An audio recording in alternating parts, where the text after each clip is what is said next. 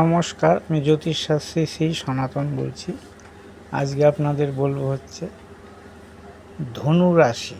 ধনুরাশি 2026 সাল কেমন হবে জানতে হলে দেখতে হবে এই ভিডিও। এই ভিডিওর মাধ্যমে আপনি জানতে পারবেন ধনুরাশির 2026 সাল শুভ কি অশুভ, দুই রকমই হয় মানুষের জীবনে, হয় শুভ নয় অশুভ। ধনুরাশি সম্বন্ধে জানতে দেখুন এই ভিডিও। তার আগে একটা কথা বলে নিই। কথাটা হচ্ছে, আমার মোবাইল নম্বর 9333828747। আমার সঙ্গে যোগাযোগ করতে হলে অবশ্যই এই নম্বরে যোগাযোগ করবেন। যে কোনো সমস্যা, আপনার যে কোনো সমস্যা, বিবাহ, সাংসারিক, লেখাপড়া, বিদেশ যাত্রা, সরকারি চাকরি, ডাক্তারি, ইঞ্জিনিয়ার, ছেলে পড়বে কি পড়বে না বা মেয়ে পড়বে কি পড়বে না, সেই সব জানতে আমার সঙ্গে যোগাযোগ করতে পারেন এই নম্বরে। সবার আগে একটা কথা আপনাদের বলে নিই, জ্যোতিষ ভাগ্য পরিবর্তন করতে পারে না। কারণ আমি ভাগ্য পরিবর্তন করতে পারবো না। আমি ভাগ্যে কি হবে সেই ঘটনাটা আপনাদের বলতে পারবো, কিন্তু পরিবর্তন করতে পারবো না। পরিবর্তন করা আমার পক্ষে সম্ভব নয়, সেটা সবাইকেই জানিয়ে দিই আমি। কারণ ভাগ্য পরিবর্তনের জন্য যদি কেউ আসেন, তাহলে কিন্তু আমি তার ভাগ্য পরিবর্তন পারবো না করতে। তার ভাগ্যে কি আছে সেটা আমি জানাতে পারবো, এবং কি করলে আপনার কিছুটা জীবনে সুরাহা হবে সেই ব্যবস্থা করতে পারি। অনেকেই বলে যে জ্যোতিষের কাছে গেলে জ্যোতিষ ভাগ্য সব দেখি আর শুনি। অনেকে আসে আমার কাছে, যারা এসে তারাও বলে এসেছে এরকম ব্যাপার হয়ে এসেছি আপনার কাছে, সব শুনি। কিন্তু আমি তাদেরকে একটাই কথা বলে দিই যে ভাগ্য পরিবর্তন আমি করতে পারবো না। আপনার ভাগ্যে যা আছে তাই হবে। যেটা পাওয়ার সেটা পাবেন, যেটা পাওয়ার সেটা পাবেন না। হাজারো চেষ্টা করলেও পাবেন না, বা হাজারে কিছু করলেও পাবেন না। যদি সবাই সব কিছু পেয়ে যেত, তাহলে কেউ আর পৃথিবীতে গরিব থাকতো না। বা সবাই, কেউ যদি মনে করে আমি ডাক্তার হব, ডাক্তার হয়ে যেতে পারতো। কেউ যদি ইঞ্জিনিয়ার হয়ে যেতে পারতো। সব কিছুই হয়ে যেতে পারতো। যে যেরকম ইচ্ছা করলে, চাইলে যদি হওয়া যেত, বা চেষ্টা করলে যদি হওয়া যেত। সম্ভব না, কারণ ভাগ্যের উপর কেউ যেতে পারে না। যার ভাগ্যে যে লেখা আছে সে সেটাই হবে বা করবে, এটা ভবিতব্য। তা আজকে আপনাদের বলবো ধনুরাশি 2026 সাল কেমন যাবে। এই দেখুন, ধনুরাশি যেখানে জন্মকালীন চন্দ্র অবস্থান করেছে, জন্মকালীন চন্দ্র যেখানে ছিল সেটাই হচ্ছে রাশি। যেহেতু এখানে ধনু লগ্নে, ধনু রাশিতে আছে চন্দ্র, তাই এটা হচ্ছে ধনুরাশি। এই ধনুরাশি ধরুন এখন সপ্তমে বৃহস্পতি অবস্থান করছে। এই যে এখানে বৃহস্পতি অবস্থান করছে, সপ্তমে বৃহস্পতি অবস্থান করছে। এখানে শনিদেব অবস্থান করছে।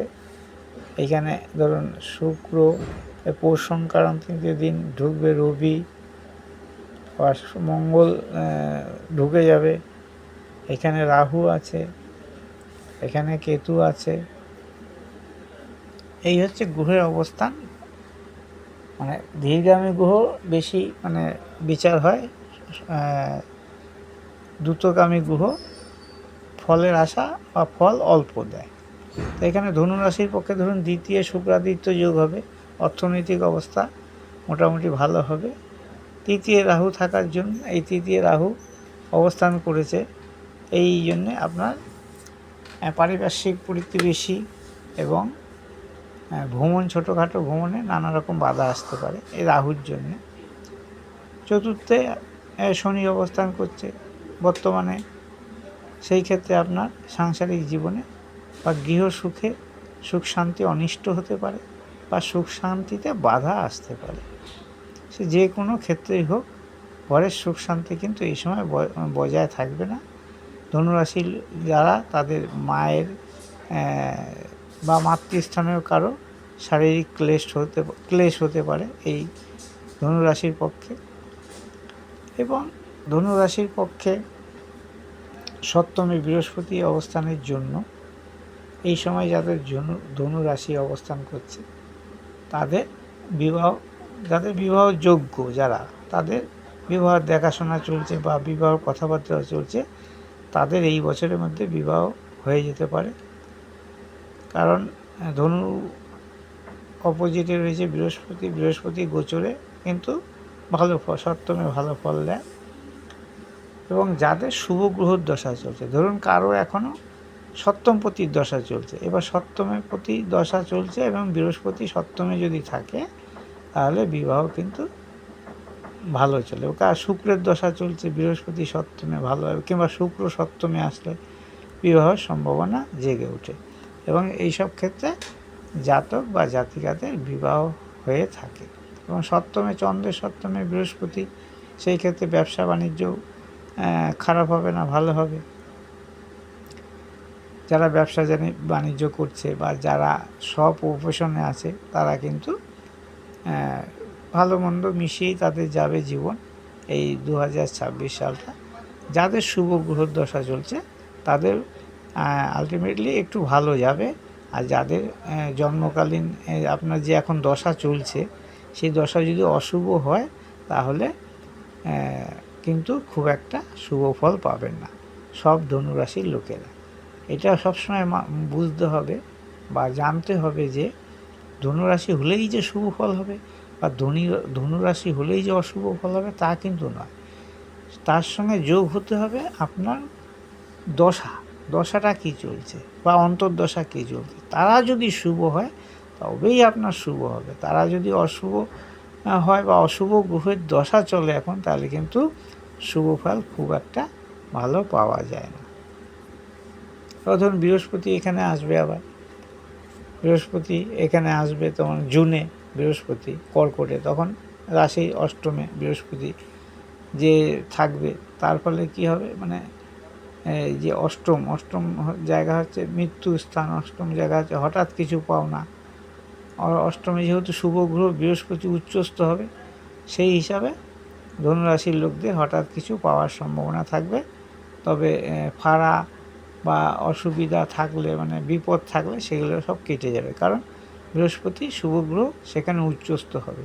তার জন্য তাদের কোনো বিপদ আপদের সম্ভাবনা আসলেও কেটে যাবে বা অল্পর উপর দিয়ে যাবে যদি শুভ গ্রহের দশা চলে। অশুভ গ্রহের দশা চললে হয়তো বিপদ ঘটবে, কিন্তু অতটা ঘটবে না, কারণ বৃহস্পতি শুভ গ্রহ অষ্টমে অবস্থান করার জন্যে এবং উচ্চস্থ হওয়ার জন্যে। এবার কেতু আছে নবমে, কেতু নবমে থাকার দরুন কী হবে না, ভাগ্যক্ষেত্রে কিছু পরিবর্তন দেখা দেবে। ভাগ্যের উত্থান দেরিতে হবে এবং ভাগ্যের পথে একটু বাধা সৃষ্টি হবে। ভাগ্য উত্থান পথে যে কোনো জাতক বা জাতিকার, তার কারণ হচ্ছে কেতু থাকবে নবমে এবং রাহু কিন্তু সেই নবমে দৃষ্টি থাকবে। তার ফলে কি হবে, নানা রকম বাধা বিপত্তি, কারণ নবমে শুভ গ্রহ না থাকলে শুভ ভালো ফল দেয় না। যেহেতু অশুভ গ্রহ থাকবে ধনু রাশির পক্ষে, কেতু কিন্তু নবমে খুব একটা ভালো ফল নাও দিতে পারে। সেটা যদি আপনার শুভ গ্রহ দশা চলে, কারণ একটা বছর মানুষের ভালো মন্দ মিলিয়ে সব মিলিয়েই যাবে। যাদের শুভ গ্রহ দশা চলছে তাদের তুলনামূলক ভালো যাবে, আর যাদের অশুভ গ্রহ দশা চলছে তাদের তুলনামূলক একটু অন্য যাদের শুভ গ্রহ দশা চলছে তাদের থেকে একটু খারাপ যাবে। এটাই হচ্ছে জানার বা বোঝার। কারণ অনেকেই বলবে যে ধনুরাশির তো অনেক লোক, তাহলে তারা সবাইকেই ভালো যাবে? অবশ্যই না, কারণ তাদের দশা অন্তর্দশা দেখতে হবে। দশা অন্তর্দশা ভালো চললে ভালো যাবে, দশা অন্তর্দশা খারাপ চললে কিন্তু খুব একটা ভালো যাবে না ধনুরাশি লোকেদের 2026 সালে। এবার 2026 সালে নানা রকম ধরুন এই দ্রুতগামী গ্রহ, যেমন রবি, বুধ, শুক্র, মঙ্গল, চন্দ্র, এরা হচ্ছে দ্রুতগামী গ্রহ। এরা ফটাফট ঘুরে যায়। মানে রবি 1 মাস, মঙ্গল 45 দিন, শুক্র 18 দিন, বুধ 18 দিন, শুক্র 28 দিন এবং চন্দ্র সোয়া 2 দিনে এক একটা রাশি অতিক্রম করে। সেই অনুযায়ী তারা ফল দিয়ে যায় এবং যাদের শুভ গ্রহ দশা চলবে তাদের শুভ ফলই পাবে, এবং যারা ভাবছেন যে সবার শুভ হবে কি না, সেটা নাও হতে পারে। সেটা হওয়ার জন্যে তাদের শুভ গ্রহ দশা অবশ্যই চলতে হবে। কর্মক্ষেত্রে শনির দৃষ্টি থাকবে, নানা রকম একটু বাধা আসতে পারে কর্মক্ষেত্রে, কারণ শনিদেব রয়েছে ওদিকে চতুর্থ থেকে দশমে দৃষ্টি দেবে। সেই ক্ষেত্রে রাশিপতি হিসাবে বুধ যেখানেই থাকুক না কেন, শনির দৃষ্টিটা দশমে পড়ার জন্য কর্মক্ষেত্রে নানা রকম বাধা আসতে পারে।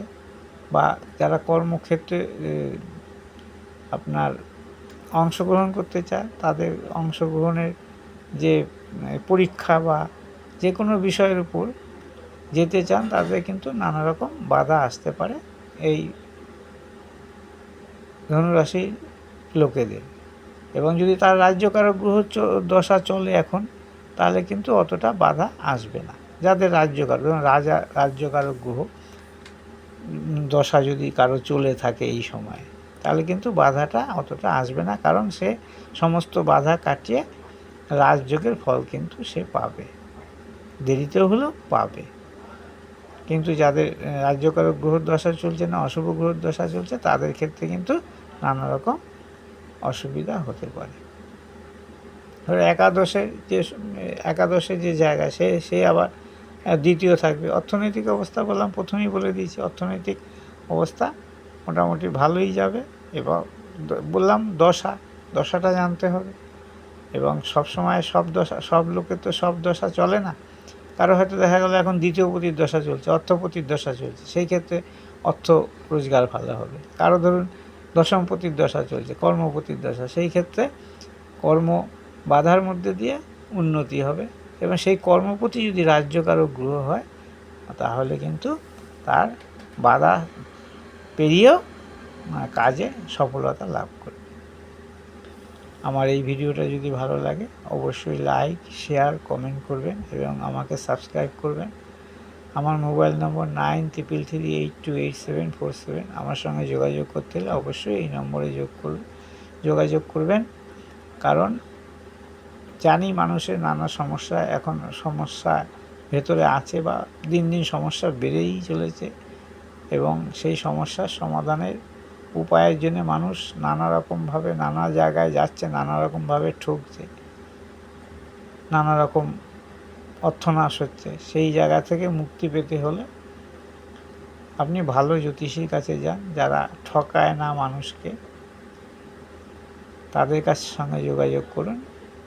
তারাই আপনার পথ, শুভ পথ দেখাতে পারবে। নমস্কার, আজকে এই পর্যন্তই। আবার দেখা হবে পরবর্তী ভিডিওতে।